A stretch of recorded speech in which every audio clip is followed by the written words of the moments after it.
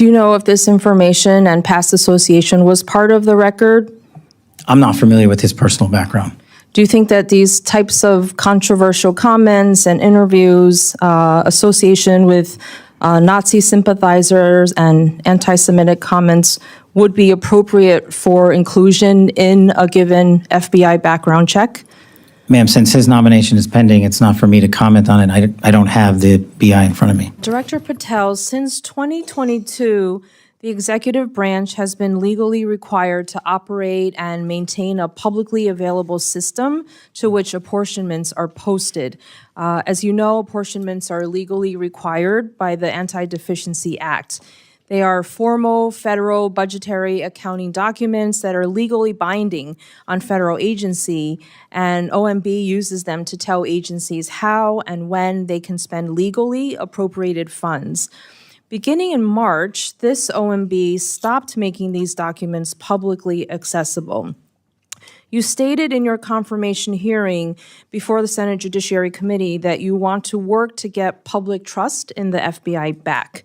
It would seem to me that transparency and public reporting about where and how the Bureau is spending money would help in earning back public trust. As the leader of our nation's principal federal law enforcement agency, will you commit to making the FBI's account-specific apportionments publicly available? Absolutely, so long as I have the appropriate request.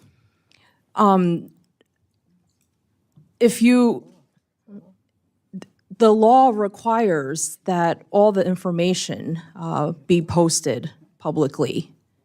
Are you committing to do that? If that's what the law requires, yes. I'm not the appropriations expert, but if that's what the law requires, that's what we'll do. Do you have a timeline of when that would be possible, and why, since March, has it been taken down? No, ma'am, but I will get you one.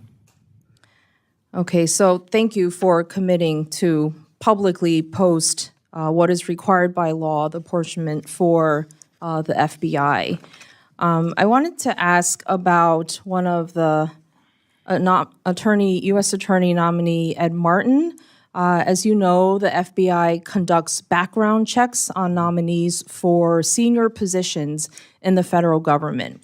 Ed Martin has been nominated by the president to serve as U.S. Attorney for the District of Columbia, one of the top prosecutor positions in the country, and he currently holds that position in an interim role. If it has come to light that Mr. Martin has praised a Nazi sympathizer named Timothy Hale Cuccinelli, who was also pardoned by President Trump after being convicted as a January 6th rioter. Mr. Martin called Hale Cuccinelli, quote, an extraordinary man, an extraordinary leader. He's also falsely claimed that he did not previously know that he was a Nazi sympathizer. Do you think that this is the kind of thing that the FBI should be careful to investigate as part of its background checks on nominees such as Mr. Martin? Thank you, ma'am. I'm not familiar with Mr. Martin's specific BI investigation, but I can tell you how the BIs are done for everybody at the FBI. We have careers running the entire inspection division and HRD component. That has not changed since I've been in the seat, and every BI has been held to the same standard by them, and either they pass along the information from their investigations that they cultivate, or they don't. We do not tell them what to pass on and what not to investigate. Do you know if this information and past association was part of the record? I'm not familiar with his personal background. Do you think that these types of controversial comments and interviews, association with Nazi sympathizers and anti-Semitic comments would be appropriate for inclusion in a given FBI background check? Ma'am, since his nomination is pending, it's not for me to comment on it. I don't have the BI in front of me. But in general, do you think that comments and associations like these should be part of an FBI background investigation report? That's up to the field agents, ma'am. I can't rewrite that for them. They have a way of doing these investigations that I have not inhibited or changed or altered since I got in the seat.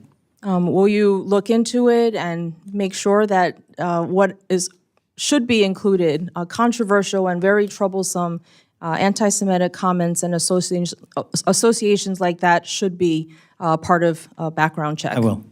Thank you.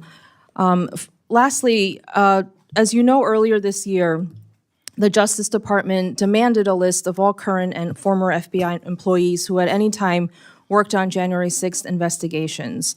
According to the email from the then acting FBI director, the Justice Department will review those employees to, quote, determine whether any additional personnel actions are necessary. Director Patel, do you anticipate firing any additional FBI employees simply because they worked on January 6th related investigations? Thank you for the question. That email or memo was sent out prior to my arrival at the FBI. We have not addressed that specific email since I've arrived because the matter's in litigation in federal court.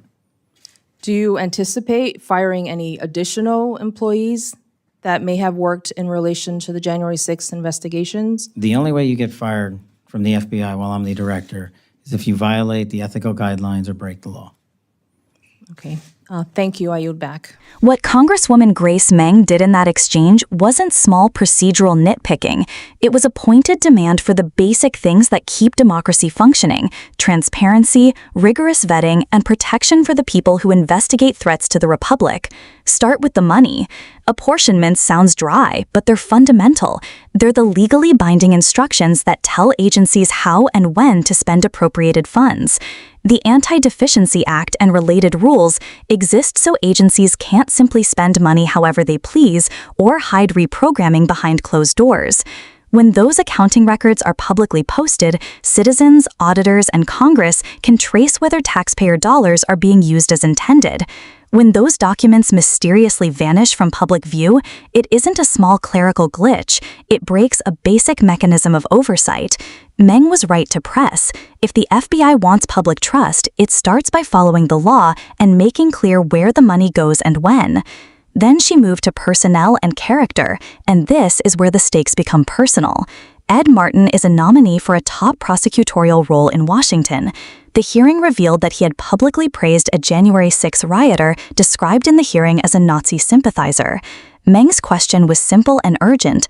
Are associations like that being captured and considered in FBI background checks for nominees to powerful law enforcement positions? The answer shouldn't be a shrug. If people who admire or defend extremist actors can ascend to positions that control prosecutions and investigations, that's not a hypothetical worry. It's a real risk to impartial justice and to communities targeted by those extremists. Patel's replies tried to thread two needles. He emphasized that the FBI's background investigation machinery, the career investigative components, still exist, and that he doesn't dictate what goes into a BI. But his hands-off formulation leaves open real questions about completeness and independence. Background investigations typically aggregate a mix of public records, interviews, financial and foreign contacts checks, and field reporting. They are not and should not be a partisan rubber stamp. And when a nominee's past praise for an extremist is publicly known, the public rightly expects it to show up in the record and be evaluated for whether it should disqualify someone from a sensitive role. There's a deeper problem the hearing also hinted at: the climate inside the Justice Department and the FBI right now. Meng referenced an earlier DOJ request for a list of current and former FBI employees who worked on January 6 investigations, with follow-up language about personnel actions. That kind of request, especially if used as a fishing expedition, chills investigators. When line agents fear they can be punished for doing their jobs, morale and independence suffer. Investigations grow timid, whistleblowers are scared off, priorities shift from following the facts to managing optics. Patel said under his leadership, you're only fired for ethical violations or breaking the law. That answer is correct in principle, but it cannot be the only safeguard. The real protections come from institutions: transparent record-keeping, independent inspectors general, clear merit-based personnel rules, and congressional oversight that follows up with subpoenas and audits when answers are incomplete. So what are the concrete implications of what Meng pressed for? First, public apportionments matter because they let watchdogs, Congress, GAO, IGs, journalists, and citizens see whether funds are being frozen, reallocated, or withheld for improper reasons. If apportionments are intentionally obscured, reprogramming or political priorities can be hidden behind accounting. Second, rigorous public vetting of nominees protects the justice system's legitimacy, especially when nominees will decide what cases to bring, how to enforce the law, and how communities are protected. Third, fishing for personnel records tied to politically sensitive investigations risks politicizing the career workforce. The result is less effective law enforcement for everyone. There are reasonable, non-sinister explanations for some of these things: clerical errors, national security redactions, or legal concerns about posting certain documents publicly. But reasonable explanations require timely, documented answers. The problem is not the absence of explanations per se, it's the absence of timely, specific, verifiable explanations. That vacuum breeds distrust, and in the context of law enforcement, distrust has real costs. Fewer witnesses come forward, communities withdraw cooperation, and extremists exploit that loss of legitimacy. If you want to translate this hearing into action as a citizen, here's what matters. Demand the timeline and documentation Meng requested. Ask your representatives whether OMB and DOJ have provided the legally required apportionments and, if not, why. Tell your legislators to press the Inspector General and GAO for audits of any missing records and to insist that background investigations be transparent in scope without compromising legitimate privacy or security protections. Insist on protections for career investigators so that personnel reviews aren't used as leverage to intimidate the workforce. Ultimately, this exchange was about muscle, institutional muscle. Transparency gives oversight the tools it needs. Independent vetting protects the rule of law. Career protections preserve the FBI's ability to do its job without fear. Without those three pieces, promises of accountability are just words. That's why Grace Meng's questions cut to the core.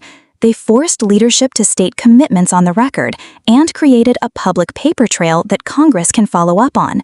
If you care about an FBI that is effective and trustworthy, keep watching these hearings, demand the documents, and hold elected officials to their promises to get answers. If this breakdown mattered to you, share the video, leave a comment below about which of these fixes you think is most urgent, and subscribe so you don't miss future deep dives that explain what these hearings actually mean for real people.